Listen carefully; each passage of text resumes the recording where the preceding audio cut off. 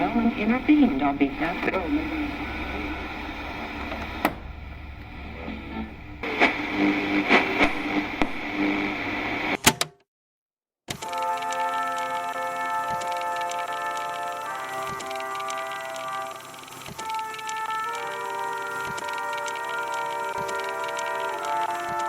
Jeremiah 6:16. Thus saith the Lord, stand ye in the ways, and see, and ask for the old paths.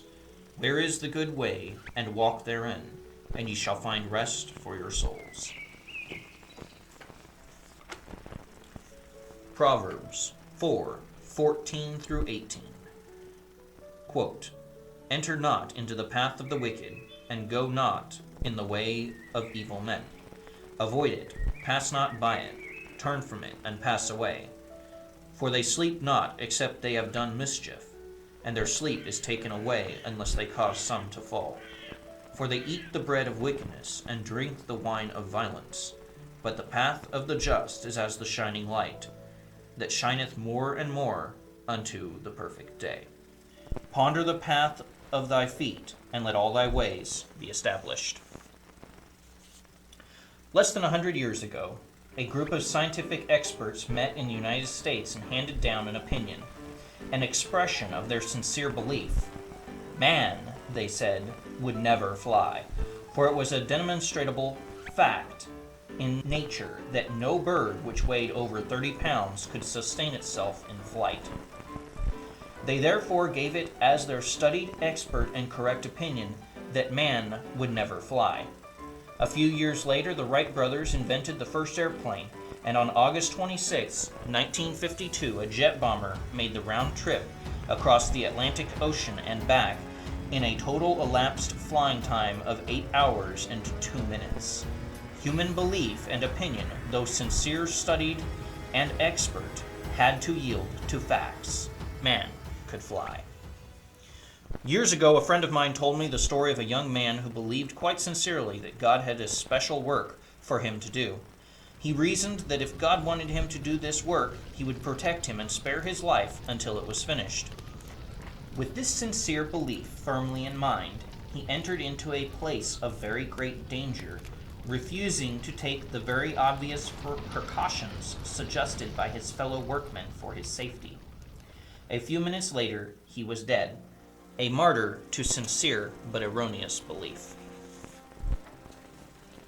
One of the popular beliefs of our day is that it doesn't make any difference what you believe so long as you are sincere, that a more or less perfunctory acceptance of Christ as your Savior will save you, regardless of your attitude towards such inconsequential things as doctrines and creeds.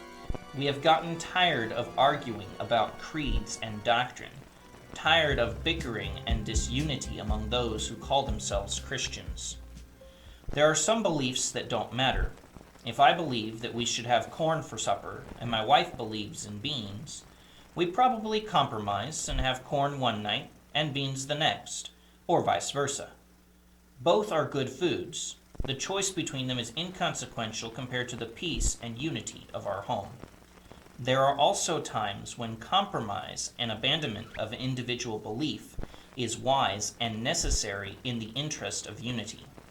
As an American, it is my belief that automobiles should be driven on the right-hand side of the street.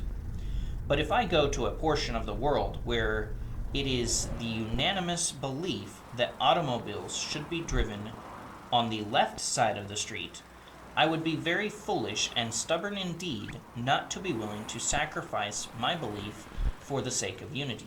It is not a life and death matter whether I drive on the right or on the left, but unity in such a procedure may very well be a matter of life and death.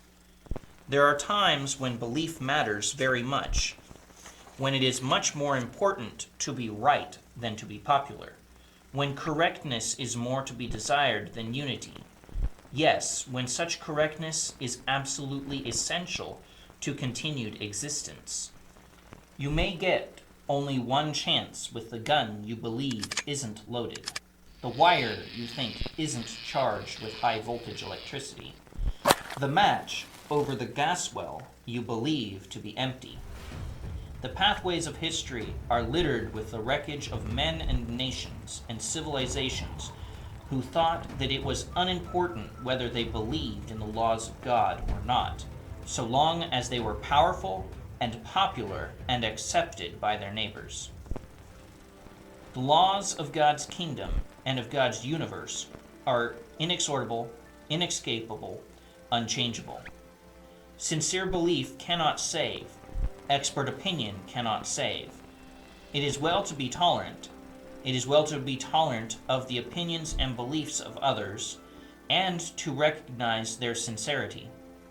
It is well to wish for and work for Christian unity, but it is better to remember that the only safe unity is a unity based on truth, that one man who believes and acts upon truth is mightier than 100 of millions who believe and act upon error. Jesus and the apostles taught certain doctrines. They were truthful, saving doctrines, based on the unchangeable laws of God.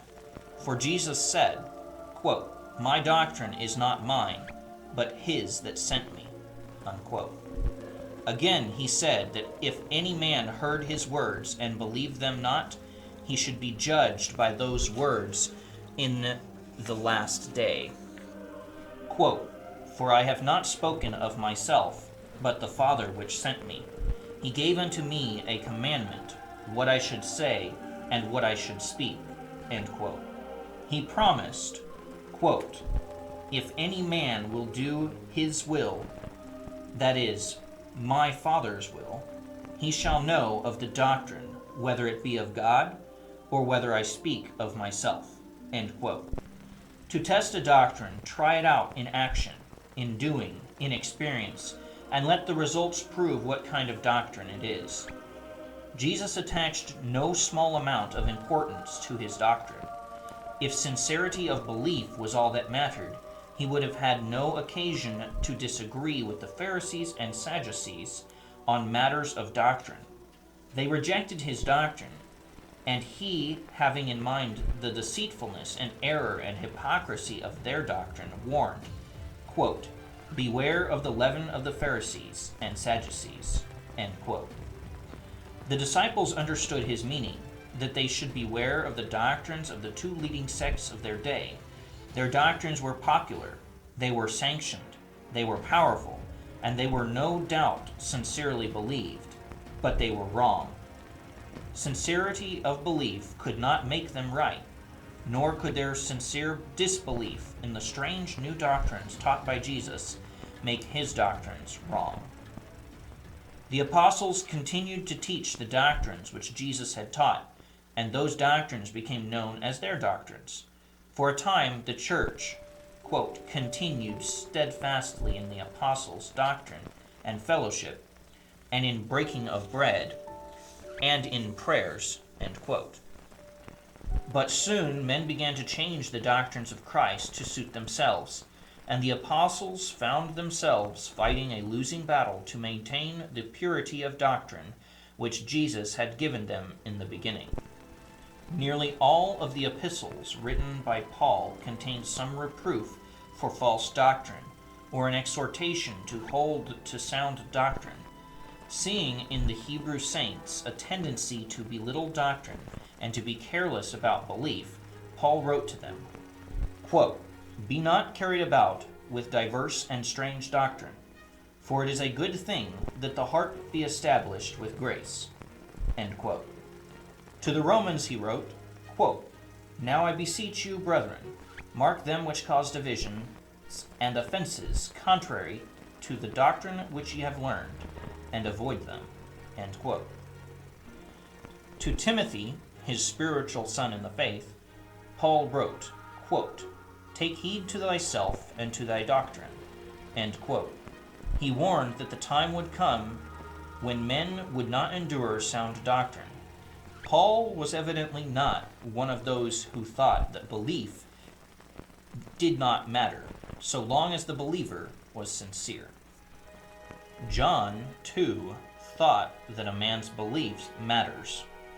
Almost the whole of his first epistle is an argument and a pleading against the doctrinal heresies of Gnosticism, which had arisen in the church only a few short years after Jesus' ascension. Peter and Jude found it necessary to cry out against these same heretical doctrines. In the book of Revelation, the Spirit of Christ expresses concern and revulsion for the doctrines of Balaam and of the Nicolaitans, which were being taught in the church of Pergamos. If we need any more proof of the importance of doctrine to Jesus and the apostles, it may be found in these verses from the second epistle of John. After noting that, quote, many deceivers are entered into the world, end quote, John continues, quote, whosoever transgresseth and abideth not in the doctrine of Christ hath not God. He that abideth in the doctrine of Christ, he hath both the Father and the Son. If there come any unto you, and bring not this doctrine, receive him not into your house, neither bid him Godspeed, for he that biddeth him Godspeed is partaker of his evil deeds. End quote. Not long after Jesus ascended, the time came when Paul's prophecy was fulfilled, when men would not endure sound doctrine, when they would give heed to seducing spirits and doctrines of men. In spite of the warnings and exhortations of the apostles, there came a falling away. There came perilous times in the church. Because of the church's alliance with the civil power, it became dangerous to believe in the unpopular but true doctrines that Jesus had taught. When men held a form of godliness but denied the power thereof. When men were ever learning or inventing some new creed, but never coming to a knowledge of the truth. Numerous great and good men made conscientious effort to bring reform to the Christian church and to correct errors of doctrine, but all was confusion.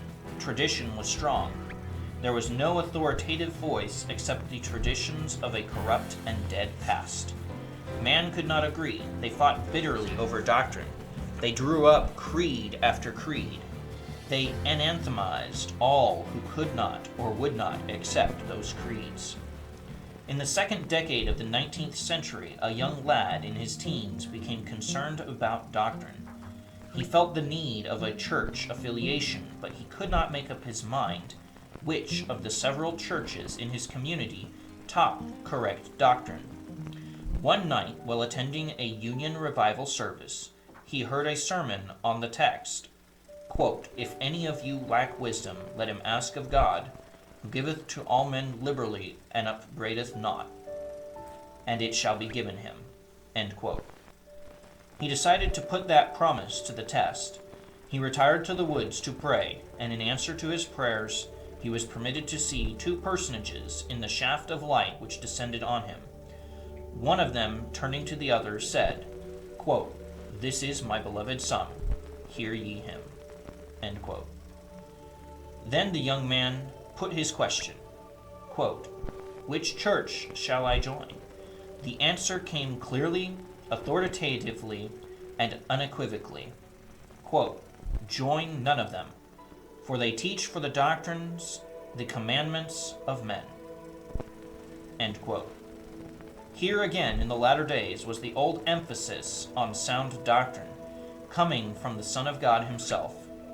Here was the old emphatic condemnation of these sincere and well-meaning religious experts who had whipped up systems of their own in the best way they knew how, but who in their human weakness had missed the mark. That young lad was Joseph Smith.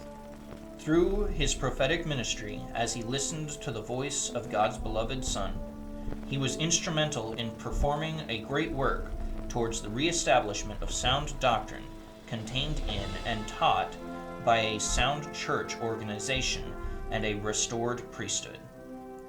It is of the doctrine that we propose to tell you in the following programs at this hour.